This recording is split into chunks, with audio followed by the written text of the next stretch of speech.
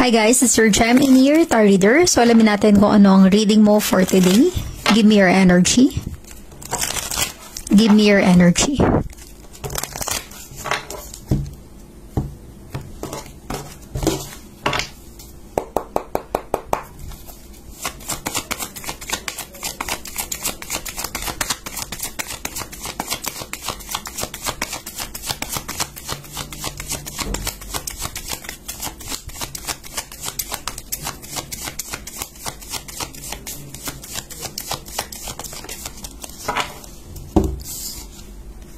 You have here the Four of Wands, a fire sign.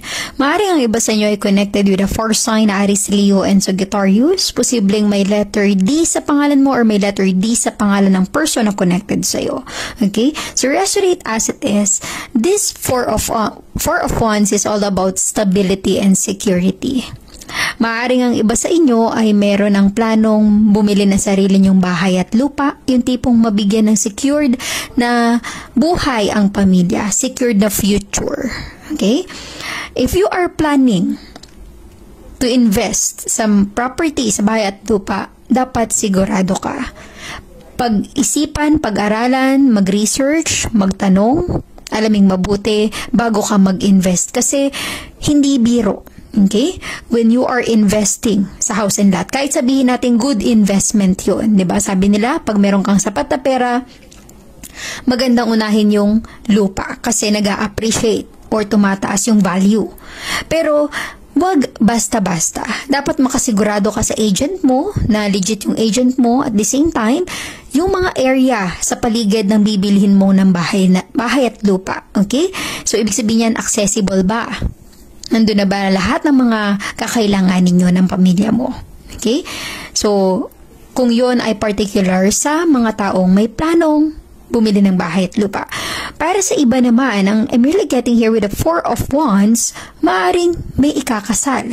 This is also all about a wedding, marriage, engagement para sa iba. Okay? So, ibig sabihin yan, you have to be prepared sa kung ano yung mga posible pang mangyari in the near future. Of course, kung wedding or marriage, masaya lang yan. Enjoy, happy, at alam mo yung feeling fulfilled, sobrang saya. Pero, dapat, hindi lang puro saya yung ina-anticipate mo. Nandyan yung mga iba't ibang klaseng challenges na kailangan mo na paghandaan. At the same time, dapat, huwag kang panghinaan ng loob kahit ano pang mga challenges or mga problemang dumating along the way. Okay? So, I'm really getting here para sa ibang ba nating nakikinig or nanonood ng reading na ito. Four of Wands is also about a connection with someone na maaring nagbibigay ng stability or security sa'yo para bang consistent yung person na connected sa'yo. Okay?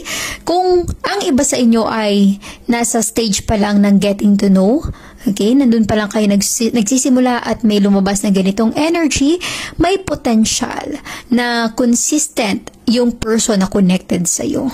Ibig sabihin nun, hindi siya wishy-washy or pabago-bago. So, kumbaga, maaasahan.